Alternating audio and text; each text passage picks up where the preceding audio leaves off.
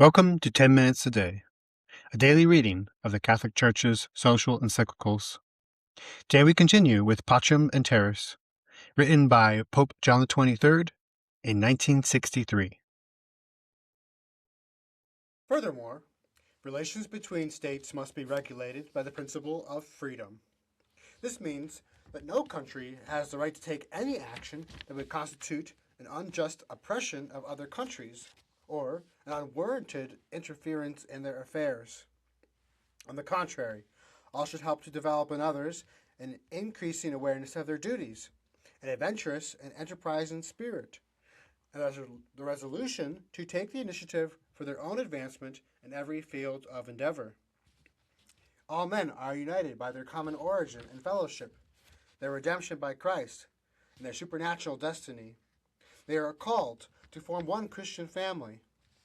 In our encyclical Mater et Magistra, therefore, we appealed to the more wealthy nations to render every kind of assistance to those states which are still in the process of economic development. It is no small consolation to us to be able to testify here to the wide acceptance of our appeal. We are confident that in the years that lie ahead, it will be accepted even more widely. The result we look for is that the poorer states shall, in as short a time as possible, attain to a degree of economic development that enables their citizens to live in conditions more in keeping with their human dignity. Again and again, we must insist on the need for helping these peoples in a way which guarantees to them the preservation of their own freedom. They must be conscious that they are themselves playing the major role in their economic and social development, that they are themselves to shoulder the main burden of it. Hence, the wisdom of Pope Pius XII's teaching. A new order founded on moral principles is the surest bulwark against the violation of the freedom, integrity, and security of other nations, no matter what may be their territorial extension or their capacity for defense. For although it is almost inevitable that the larger states, in view of their greater power and vaster resources, will themselves decide on the norms governing their economic associations with small states, nevertheless, these smaller states cannot be denied their right, in keeping with the common good, to political freedom, and to the adoption of a position of neutrality in the conflicts between nations. No state can be denied this right, for it is a postulate of the natural law itself, as also of international law. These smaller states have also the right of assuring their own economic development. It is only with the effective guaranteeing of these rights that smaller nations can fittingly promote the common good of all mankind, as well as the material welfare and the cultural and spiritual progress of their own people. The wealthier states, therefore, while providing the various forms of assistance to the poor, must have the highest possible respect for the latter's national characteristics and time-honored civil institutions. They must also repudiate any policy of domination. If this can be achieved, then a precious contribution will have been made to the formation of a world community in which each individual nation, conscious of its rights and duties, can work on terms of equality with the rest for the attainment of universal prosperity. Men nowadays are becoming more and more convinced that any disputes which may arise between nations must be resolved by negotiation and agreement, and not by recourse to arms. We acknowledge that this conviction owes its origin chiefly to the terrifying destructive force of modern weapons. It arises from fear of the ghastly and catastrophic consequences of their use. Thus, in this age which boasts of its atomic power, it no longer makes sense to maintain that war is a fit instrument with which to repair the violation of justice.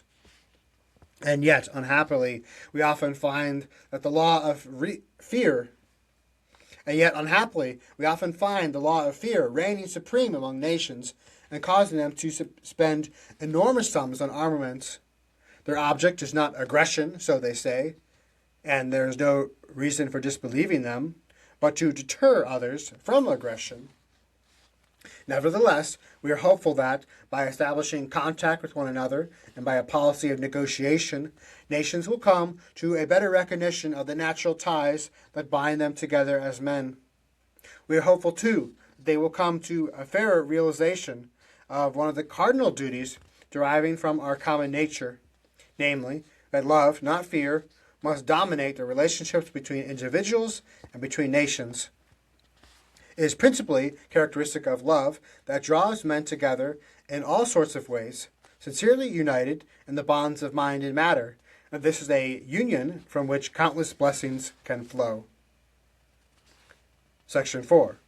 Relationship of men and of political communities with the world community. Recent progress in science and technology has had a profound influence on man's way of life. This progress is a spur to men all over the world to extend their collaboration and association with one another in these days when material resources travel from one country to another and technical information have so vastly increased. This has led to a phenomenal growth in relationships between individuals, families, and intermediate associations belonging to the various nations, and between the public authorities of the various political communities. There is also a growing economic interdependence between states.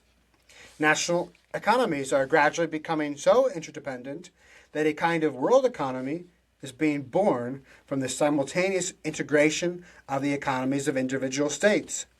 And finally, each country's social progress, orders, security, and peace are necessarily linked with the social progress, order, security, and peace of every other country. From this it is clear that no state can fittingly pursue its own interests in isolation from the rest, nor under such circumstances can it develop itself as it should. The prosperity and progress of any state is in part consequence, and in part cause, of the prosperity and progress of all other states.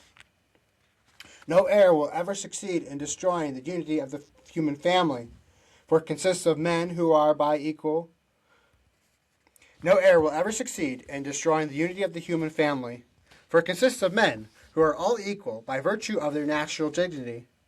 Hence there will always be an imperative need, born of man's very nature, to promote in sufficient measure the universal common good, the good, that is, of the whole human family. In the past, rulers of states seem to have been able to make sufficient provision for the universal common good through the normal diplomatic channels, or by top-level meetings and discussions, treaties and agreements, by using, that is, the ways and means suggested by the natural law, the law of nations, or international law. In our own day, however, mutual relationships between states have undergone a far-reaching change.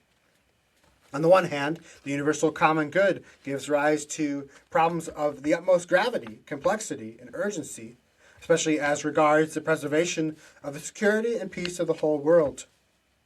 On the other hand, rulers of individual nations, being on an equal footing, largely fail in their efforts to achieve this, however much they multiply their meetings and their endeavors to discover more fitting instruments of justice. And this is no reflection on their sincerity and enterprise. It is merely that their authority is not sufficiently influential. We are thus driven to the conclusion that the shape and structure of political life in the modern world and the influence exercised by political authority in all the nations of the world are unequal to the task of promoting the common good of all peoples. Now, if one considers carefully the inner significance of the common good on the one hand and the nature and function of public authority on the other, one cannot fail to see that there is an intrinsic connection between them. Public authority, as the means of promoting the common good in civil society, is a postulate of the moral order. But the moral order likewise requires that this authority be effective in attaining its end. Hence, the civil institutions in which such authority resides becomes operative and promotes its ends, are endowed with a certain kind of structure and efficiency, a structure and efficacy which makes such institutions capable of realizing the common good by ways and means adequate to the changing historical conditions. Today, this universal common good presents us with problems which are worldwide in their dimensions, problems, therefore, which cannot be solved except by a public authority with power, organization, and means coextensive with these problems, and with a worldwide sphere of activity. Consequently, The moral order itself demands the establishment of some such general form of public authority. But this general authority, equipped with worldwide power and adequate means for achieving the universal common good, cannot be imposed by force. It must be set up with the consent of all nations. If its work is to be effective, it must operate with fairness, absolute impartiality, and with dedication to the common good of all peoples. The forcible imposition by the most powerful nations of a universal authority of this kind would inevitably arouse fears of its being used as an instrument to serve the interest of the few or to take the side of a single nation, and thus the influence and effectiveness of its activity would be undermined. For even though the nations may differ widely in material progress and material strength, they are very sensitive as regards their juridical equality and the excellence of their own way of life. They are right, therefore, in their reluctance to submit to an authority imposed by force, established without their cooperation, or not accepted of their own accord.